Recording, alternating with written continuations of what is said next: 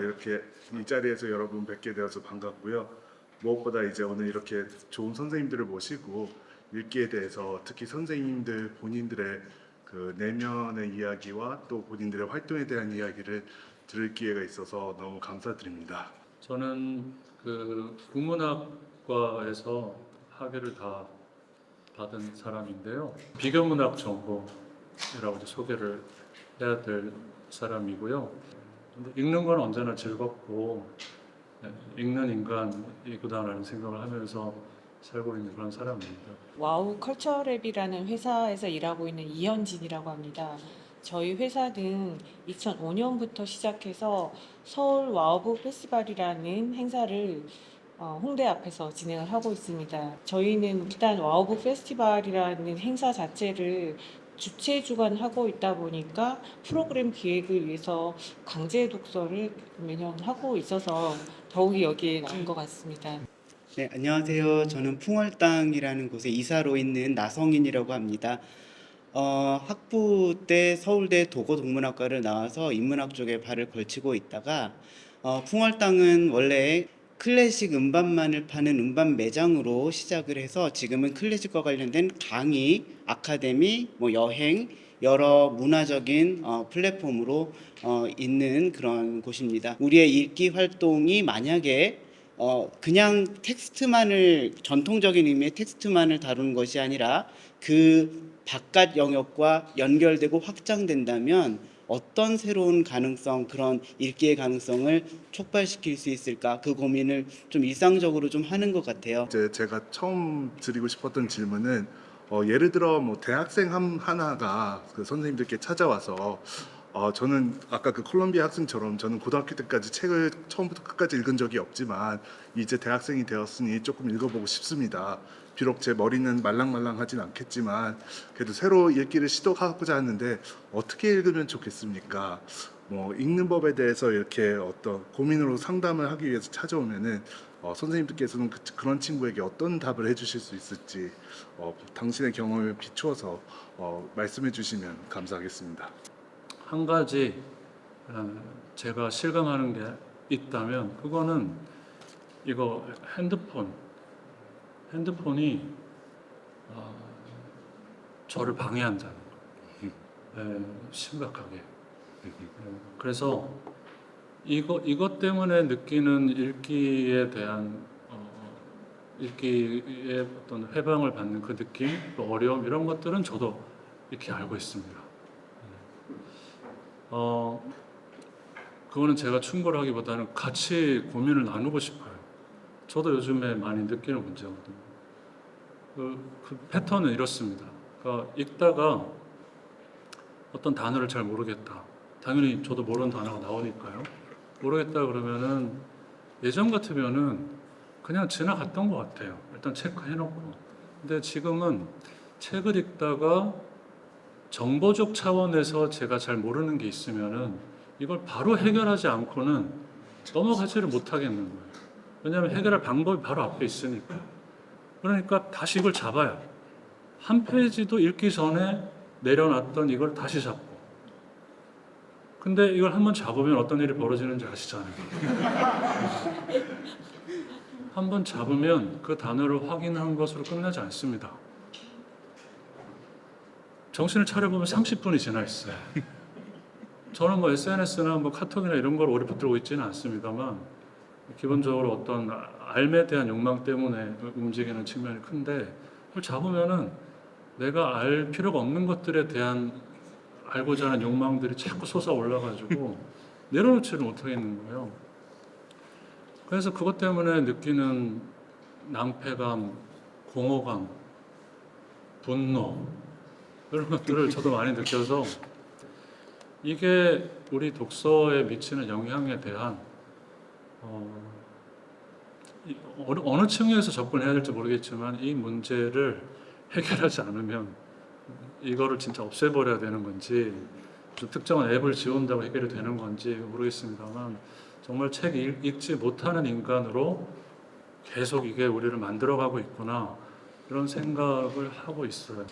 책 읽기를 어떻게 읽을 것인가 이제 생각했을 때 이 읽기라는 것도 혼자 하는 일처럼 보이지만 사실은 함께 이제 세상을 유지해가는 과정이라서 그런 것들을 한번 생각해 본다면 저는 사실은 읽기에서 함께 읽기로 가는 형태를 어, 좀 시도를 해보는 방식이 좋을 것 같다라는 생각이 들었고 그것과 관련해서 제가 작년 12월에 그 출판문화산업진흥원에서 어떤 조사를 했어요. 그 비독자 대상 독서 유인 사업 설계 및 실험 연구에 따르면 이제 지난 1년간 책을 읽지 않은 순수 비독자 집단에게 한 달간 사회 독서 모임을 진행한 후에 독서율이 100%에 달했다. 그리고 이후에는 두 달이 지났더니 84.5%를 유지하고 또 응답자의 94.9%는 독서 모임 후 독서량과 독서 흥미가 증가했다. 그리고 흥미 이유로는 독서 모임의 참여가 51.8% 그리고 다른 사람과 책과 대화하는 게 41.4% 그리고 무려 독서 자체에 대해서도 39.7%의 이야기를 하고 있어서 이 함께 읽기라는 게 어떤 강력함을 보여주는지를 이제 생각을 하게 되더라고요. 천천히 시작해도 된다라는 말을 하고 싶고 함께 한다면 더 가능하지 않을까 이런 얘기를 하고 싶습니다. 네. 지금 우리 이현진 대표님께서 말씀하신 거를 조금 그 맥락을 조금 생각해 보면 우리나라 문화에서 읽기가 순수하게 진행되지 못한다는 생각이 들어요. 교육 환경에서 읽는 이유는 수능을 잘 보기 위해서 읽어야 되고 그래서 아이들이 학창 시절에 가지게 되는 능력은 제한된 텍스트를 빠른 속도로 읽어서 그 안에서 오답을 걸러내고 남는 걸 정답으로 그 고르는 스킬이란 말이죠. 그러니까 글 자체에 관심이 없게 됩니다. 도구적인 어떤 정답을 고르기 위한 어떤 기술을 연습하는 하나의 도구 대상으로 전락하고 또 이거는 뭐 제가 정확하게 기억은 안 나는데 학생들을 데리고 이제 실험을 해보니 텍스트에 의한 집중력이 유지되는 시간이 딱 그 수능에서 요구하는 가장 긴 텍스트 분량까지만 집중력이 있대요. 그러니까 그걸 벗어나는 순간 집중력이 떨어지고 그 다음에 문해력이 상당히 떨어지고 이런 연구 결과를 제가 본 적이 있거든요. 그런데 이걸 심리적인 측면에서 다시 생각해 보면 읽고 싶지 않은 거예요. 불안한 거예요.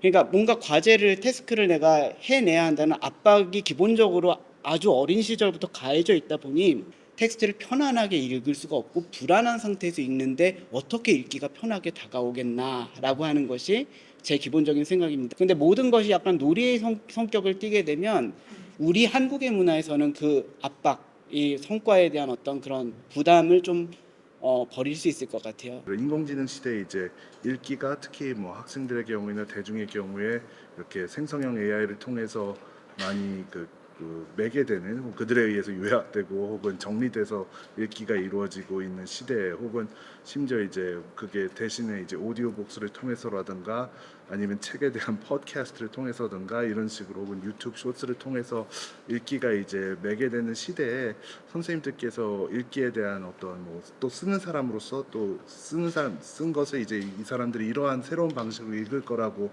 생각하실 때 이 인공지능 시대 읽기에 대한 어떤 소외라든가 아니면은 어떤 변화를 줘야겠다든가 어떤 고민이 있으시면은 좀 공유해 주시면 감사하겠습니다. 그러니까 문학은 문학 전공자라고 해서 막 문학을 신비화할 생각은 없지만 그 기계 혹은 요약이 접근하기는 어려운 영역이라는 생각을 저는 해요.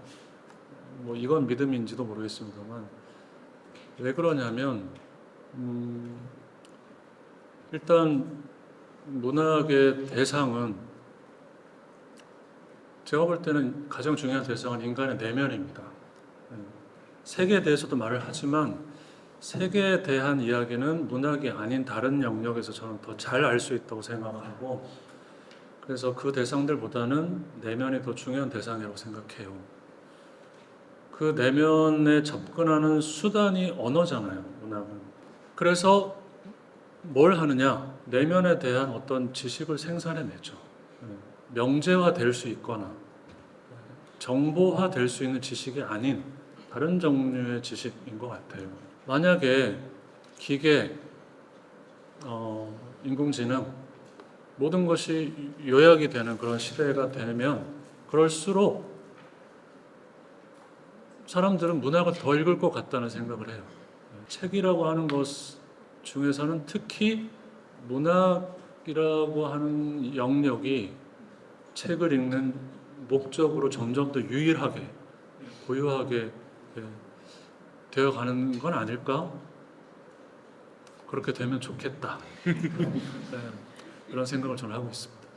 이 챗GPT, 그러니까 AI가 나오기 이전에도 이미 뭐 인터넷에서 이미 뭐 아까 뭐 릴스나 이런 유튜브 얘기도 하셨지만 15분 만에 이해하는 언어 이런 거 너무 익숙하잖아요. 지금 이미 이런 시대였고, 과거에도 그런 시대이고 지금도 그런 시대라서 뭐 그런 거를 잠깐 듣고 읽어본다고 해서 우리가 뭐 철학을 이해하고 또 생각의 깊이가 깊어졌다라고 말을 할 수 있는가라는 이제 생각이 들더라고요. 그러니까 읽기라는 게 그런 어떤 단축의 과정으로는 전혀 이제 할 수 없는 부분이고, 뭐 그래서 더욱이 우리는 이제 읽어야 하고 그거를 함께 이야기를 나누는 어떤 그런 일들이 필요하지 않을까 이런 생각을 했습니다. 이게 조금 많이 지난 얘기긴 한데 한 번은 이제 경기 필하모닉에서 하나의 실험을 했어요. AI가 모차르트의 여러 동기, 주제 이런 것들을 학습하고 소나타 형식의 구성 원리를 입력을 시킨 다음에 조합시켜서 모차르트 곡을 만들었어요. 유사 모차르트를 만든 거죠.